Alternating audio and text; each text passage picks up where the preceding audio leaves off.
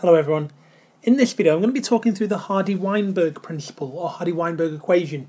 Now this is a topic aimed at the Key Stage 5 biology students. It's one that I get a lot of questions about. It seems it's a fairly straightforward principle to understand and to apply, but for some reason some of the questions may be worded in a slightly confusing way. So this video is really aimed at getting to grips with what the work of Hardy and Weinberg said. So Hardy is this one on the left of the picture over here,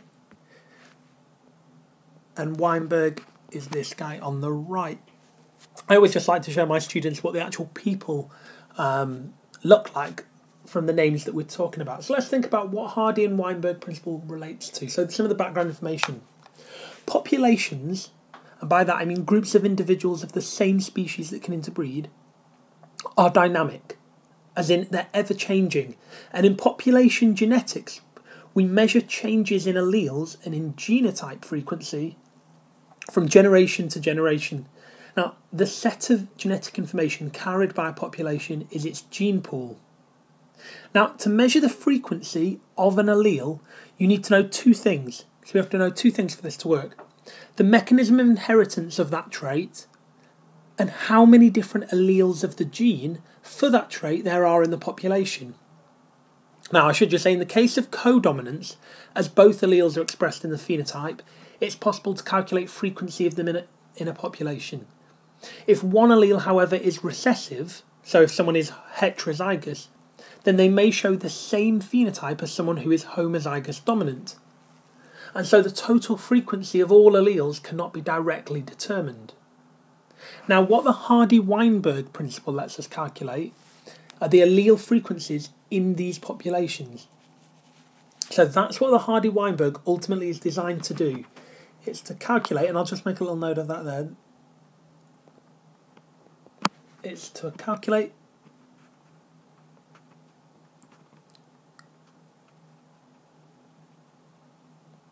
allele frequencies in a population. So we'll just put that down as a key starting point so we know what it is we're really trying to achieve from this. Now, there are a few assumptions, so before we get into the equation we need to just go through some of the things that we're going to assume in this particular principle. Now, the first thing, so if I just call these the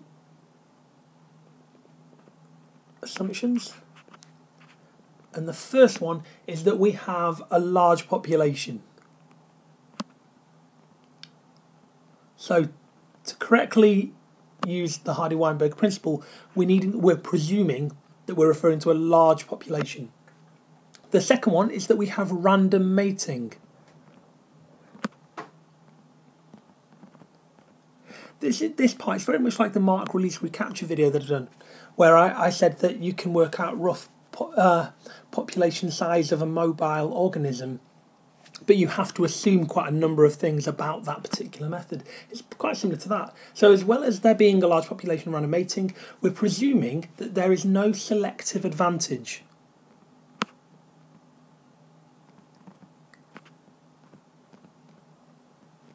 And that the alleles we're referring to are, so the alleles that we're looking for essentially in calculating aren't especially affecting the population as such.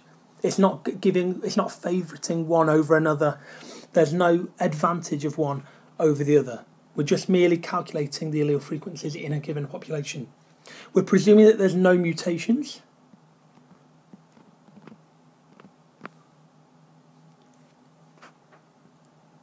And finally, we're going to presume that there's no migration and movement from, or to and from an area really, and genetic drift. Now, genetic drift, I have done a separate video on that, about this kind of shift in the nature of the gene pool that you get over time. But there is a separate video that goes into more detail about that one. But there are 5 assumptions that we're going to work towards in this Hardy-Weinberg principle. So let's see what it actually says. And this is a formula that you just really need to learn. There are 2 equations that the Hardy-Weinberg principle really is based around. So EQ1, equation 1, and this is the first one. P plus Q is equal to 1. Now we say 1 is the equivalent of 100%. Now we're going to explain P and Q in a moment, but I'll just put in equation 2. Equation 2 says that P squared plus 2PQ plus Q squared equals 1, or again 100%. Now the frequency of any allele will be in the range of 0 to 1. 0, we're saying that no one has that allele at all. 1 means that that is the only allele for that gene in the population. So if you get a value of 0.5, we're saying that half the population has that allele. So let's think what these P's, Q's, etc. mean. The P, so the letter P, that refers to the frequency of, so all of these that I'm going to write now are frequency of, and then dot dot, so that's almost like a heading. So P is the frequency of the dominant allele. So you might be able to guess that Q, therefore, is the frequency, and that means allele also, of the recessive allele. So if you look at the first equation, P plus Q is 1, what we're saying is all of the dominant alleles,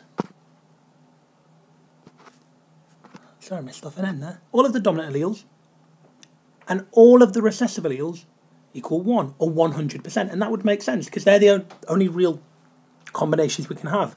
Either someone would be dominant-dominant, dominant-recessive if they're heterozygous, or recessive-recessive. So that's incorporating all dominant and all recessive alleles. The P squared, therefore, so if P is the frequency of the dominant allele, P squared would be the frequency of being homozygous dominant. So P times P, basically dominant and dominant. So P squared would be homozygous dominant. When, in the same respect, Q squared, therefore, would be the recessive and, again, homozygous in nature, so homozygous recessive. So that only leaves the 2PQ to deal with. Now 2PQ, and I'll write this actually next to the equation, 2PQ is the frequency of the heterozygous.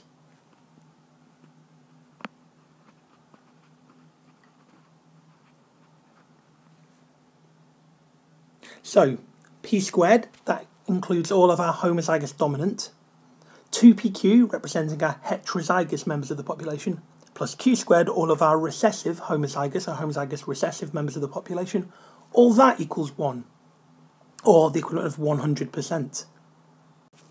Now we're going to think about where we use this. I'm going to work through 2 particular questions and show you how straightforward this can be. But just very quickly, one of my students asked me, why, when I last taught this, why do we have 2PQ? Like, where does that come from? Now, what I'm just going to do is just quickly explain that. If you had 2 individuals, if we assume you've got 2 individuals and their genotype was heterozygous, so they've got a dominant and a recessive allele, if you were to cross them and work out what the F1 offspring would be, you would have one member, say 1 in 4 rather, 25% chance of the offspring having 2 dominant alleles, 25% chance having 2 recessive alleles. So that's where our P squared and Q squared come from. And then what you'd find is there's a 50% chance, so 2 in 4 of the offspring would have 1 dominant and 1 recessive. Now, I said at the bottom PQ is a dominant recessive, so that's heterozygous, and 2PQ because probability-wise we've got 2 lots of it. So that's where the 2PQ comes from. We look at the kind of output, the F1 offspring of a cross between 2 heterozygotes. But now let's look at some questions. Let's really think about how we can apply these 2 equations to 2 specific Hardy-Weinberg questions that are from real exam past papers. So, question 1. It says, if 98 out of 200 individuals in a population express the recessive phenotype, what percent of the population would you predict to be heterozygous? Now, let's just pick up on two things we've got here. Note that it says percent, so we need to be clear on how we put our final value. And it says predict, because again, we've got to remember these assumptions. So this is just a prediction. So let's see and write down what we know. So we're told that 98 out of the 200 individuals express the recessive phenotype. So they must have 2 recessive alleles to be able to express that phenotype. Now, if they've got 2 recessive alleles, we would call them homozygous recessive. So 90 out of 200, it must be Q squared, because Q squared represents our homozygous recessive. So if we follow that through, if that is Q squared, that value comes out at 0.49. So if Q squared is 0.49, Q, so therefore Q must equal the square root of that, which is 0.7. Now we've got a value for Q, we can use equation 1. Equation 1 said P plus Q equals 1. So if Q is 0.7 and P plus Q equals 1, that means P must be 0.3. So we've got P, we've got Q. Now this question is saying, what percent of the population do you predict to be heterozygous? Now the heterozygous is 1 dominant, 1 recessive, and that's the middle part of that second equation, the 2pq. So what we need to do now is work out what 2pq is. So we need 2 times p times q, because that represents all of our heterozygotes. So therefore that gives us 2 times p, which we've said is 0.3, times q, which is 0.7, and all of that together equals 0.42. So that's our frequency, 0.42. But remember, I said we want the percent. So if we turn that into a percentage, that becomes 42%. And it's that simple. That's all you have to do for that first question. Just substitute in those values. We're using the simple equation of p plus q equals 1 and p squared plus 2pq plus q squared equals 1. You always write down what you're told at the beginning, and you should always be able to work out one of the two, either p or q, and then you just have to swap them into the equations. So let's look at Q2 rather, question 2. So question 2 is a little bit more involved because it says we're looking for this time, in the population of 200, we've got 168 brown mice, and it says that the brown is dominant to grey, and we're wanting the frequency of not just homozygous dominance, but also that of heterozygotes and homozygous recessives. So let's write down what we know. We know that we have 168 brown. Now if brown is dominant, if we have 168 of the 200 that are brown, they must have either 2 dominant alleles or a dominant and a recessive allele to be able to show that brown phenotype. Now think of what equation 2 was. So if 168 are brown, that 168 must represent the p squared members of the population, those that are homozygous dominant, and the 2pq, the heterozygotes. Now you might guess then, out of the 200 that we started with, that only leaves 32. So 32 of them must be grey. And if 32 are grey, that must represent the remaining members of the population. That must be our q squared. That must be all those homozygous recessive members that are grey. So, like in question 1, if 32 out of the 200 represents q squared, then we can put 32 out of 200 equals q squared. And that comes out as a value of 0.16. Then if we do the square root of that, that would lead to a value of 0.4. So we've already worked out that q is 0.4.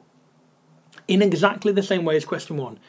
If P plus Q equals 1, so a frequency of 1 or 100%, and Q is 0.4, then P must be 0.6, because P and Q add up to 1. And now you've got every piece of information. So you want the frequency of homozygous dominance. Homozygous dominants are P squared. So P squared would be 0.6 squared. And that comes out as 0.36. Notice we leave it like that. It's a frequency we want in this question, not a percentage. We want another frequency of the heterozygous, so that's the 2pq. So the 2pq, if we do 2 times 0.4 times 0.6, that comes out as 0.48. And that there is our frequency of heterozygous, which can only leave q squared. And q squared works out as 0.16. And there are our values. So we have our frequencies of homozygous dominance, 0.36, heterozygous 0.48, and homozygous recessives 0.16. And we can actually say, we should, if there was more room, I would have written next to each one of these particular frequencies, here, here, and here, which of these ones we're actually referring to. And you should in an exam, just so that the examiner can see clearly what you're talking about. But there you have it, two very seemingly tricky questions on Hardy-Weinberg, but just through simple substitution, using those two equations, we've been able to solve them. Okay, so once I've uploaded this video, I'm also going to include a worksheet with questions that I've put together on Hardy-Weinberg. It's the first time I've done this, and an actual answer sheet. So at home you can have a go at these, you can download them, have a look and see how you're getting on. And you're very welcome to message on Facebook and let me know how things are panning out. Okay, hope that helps.